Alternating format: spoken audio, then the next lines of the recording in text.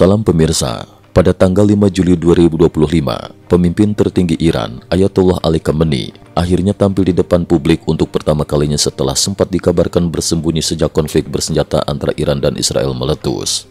Penampilan Khamenei ini menjadi sorotan dunia, mengingat selama 12 hari terakhir, ia menghindari penampilan publik demi alasan keamanan, usai serangan udara besar-besaran yang melibatkan Amerika Serikat dan Israel terhadap sejumlah target penting di Iran. Langkah Khamenei untuk menghilang dari publik selama masa genting tersebut dinilai banyak pihak sebagai upaya perlindungan diri di tengah situasi keamanan yang masih sangat labil. Namun kemunculannya kali ini menjadi sinyal bahwa Iran ingin menunjukkan keteguhan dan kepercayaan dirinya kepada rakyat dan dunia internasional di tengah tekanan militer dan diplomatik dari Barat. Pergeseran strategis di Timur Tengah. Serangan terkoordinasi yang dilancarkan Amerika Serikat dan Israel terhadap Iran dinilai sejumlah pengamat telah mengubah peta kekuatan di kawasan Timur Tengah secara signifikan. Banyak negara Arab, Pakistan, dan Turki saat ini tengah menata ulang strategi dan posisi geopolitik mereka untuk menyesuaikan diri dengan dinamika baru pasca serangan tersebut. Situasi ini membuka babak baru persaingan kekuatan dan meningkatkan ketidakpastian di kawasan yang memang sudah penuh gejolak. Dampak global, efek gentar terhadap China dan Korea Utara. Menurut laporan Epoch Times tanggal 5 Juli 2025, sejumlah pakar menilai aksi militer yang dilakukan pemerintahan Trump terhadap Iran membawa pesan kuat, bukan hanya untuk Timur Tengah, tetapi juga kepada China, Korea Utara, dan Rusia. Serangan berani dan di luar dugaan ini dinilai memperkuat efek gentar militer Amerika Serikat di kawasan Asia Pasifik. Analis senior CNS, Chin Tuyan, mengungkapkan bahwa sebelum serangan ini, banyak pihak di Korea Utara maupun China memandang Trump sebagai pemimpin yang enggan mengambil risiko tinggi di kancah internasional. Namun aksi militer terbaru ini menegaskan bahwa Trump bukanlah seorang isolasionis. Sebaliknya, ia siap menggunakan kekuatan militer untuk melindungi kepentingan Amerika, sekaligus mengirim sinyal peringatan ke seluruh dunia, terutama kepada para pesaing utama AS. Senada dengan itu, Ewan Graham, peneliti dari Australian Strategic Policy Institute, berpendapat bahwa jika serangan udara ini memang hanya dilakukan satu kali, maka negara-negara sekutu AS di Asia Pasifik akan melihatnya sebagai bukti nyata keseriusan pemerintahan Trump dalam menjaga stabilitas dan keamanan kawasan. Penjualan senjata AS ke Taiwan melonjak tajam. Sementara itu, Reuters melaporkan bahwa penjualan senjata Amerika Serikat ke Taiwan diprediksi akan melampaui angka total selama periode pertama pemerintahan Trump. Langkah ini dinilai sebagai bagian dari upaya memperkuat daya gentar militer Taiwan di tengah ancaman yang semakin nyata dari China. Pengamat militer Zhou Xiting menjelaskan bahwa sikap pemerintahan Trump terhadap Taiwan kini jauh lebih tegas dibandingkan terhadap Ukraina.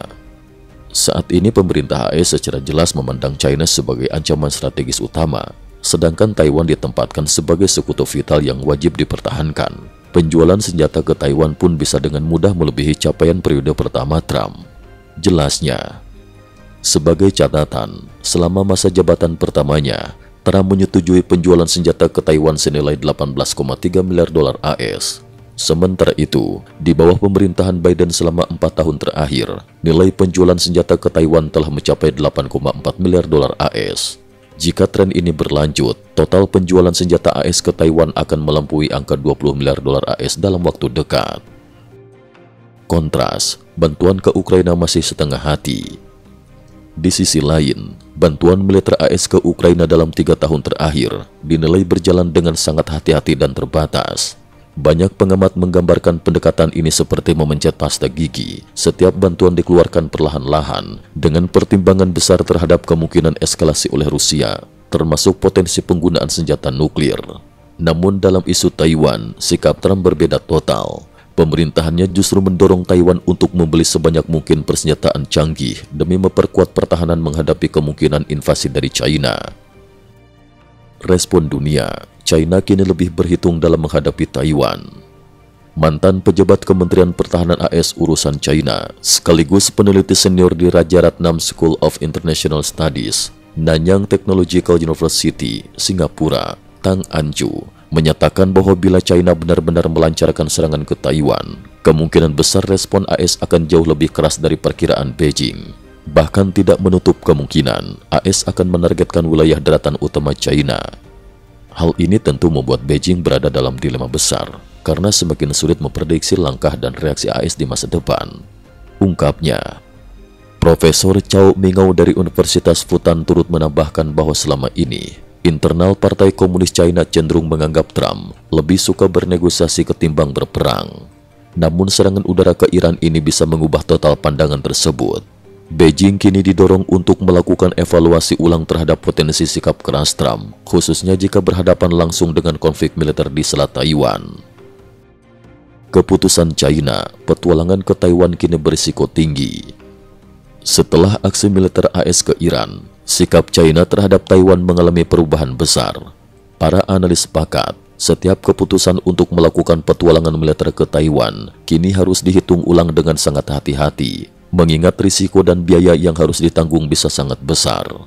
Aksi berani Trump di Timur Tengah menjadi variabel baru yang sangat menentukan dalam proses pengambilan keputusan di Beijing.